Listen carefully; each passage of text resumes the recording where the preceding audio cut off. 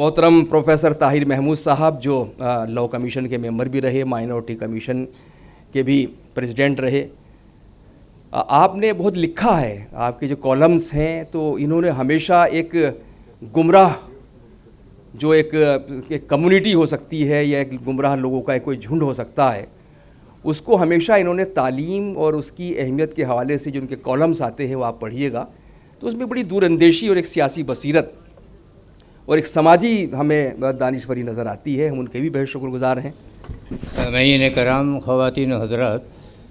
وسیم صاحب کے بارے میں صرف اتنا عرض, میرا یہ مقام نہیں ہے کہ میں ان کے فن اور شخصیت پر کچھ اظہار خیال کروں, لیکن میری ان سے پہلی ملاقات میں, میرا مطلب ہے میں نے پہلی دفعہ ان کو مشاعرے میں 1961 یا 62 میں علی گڑھ میں سنا تھا, جس زمانے میں میں وہاں زیر تعلیم تھا. اور اس کے بعد سے اب 60-65 سال گزر چکے ہیں. جہاں کہیں بھی میں ہوا, دہلی, علی گڑھ اور دہلی سے لے کے دبئی اور دوحہ تک, اور وہاں کوئی مشاعرہ ہوا اور وسیم صاحب کے آنے کی بھنک ملی تو میں وہاں دوڑتا ہوا پہنچ گیا. لیکن کچھ اس کی تھوڑی بہت سزا بھی بھگتی, اور وہ یہ کہ وسیم صاحب کو کیونکہ ہر جگہ مشاعرے کے آخر میں پڑھوایا جاتا ہے, تو وسیم صاحب کو سننے کے انتظار میں مجھے پتہ نہیں کیا کیا جھیلنا اور کس کس کو بھگتنا پڑ گیا. لیکن یہ کچھ زیادہ قیمت نہیں تھی وسیم صاحب کے اشعار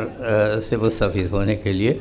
وسیم صاحب کا ایک ایک شعر, سینکڑوں شعر مجھے ازبر ہیں, اور ایک ایک شعر جو ہے وہ میرے دل پر اور ذہن پر نقش ہے, اور میں نے ان کا خوب استعمال کیا ہے اپنی تحریروں میں, تقریروں میں, یہاں تک کہ قانونی مسودوں میں, قانونی معاملات میں بھی اس کا خوب استعمال کیا ہے. بس ایک اس بات یہ کہتے ہوئے بات خرچ کروں گا, پتہ نہیں کس خوش قسمت کے لیے وسیم صاحب نے یہ شعر کہا تھا کہ وہ تم آ گئے ہو تو کچھ چاندنی سی باتیں ہوں, زمیں پہ چاند کہاں روز روز اترتا ہے. لیکن آج تو وسیم صاحب خود ادب اور سخن کے درخشاں مہتاب کی شکل میں اترے ہوئے ہیں زمین پر,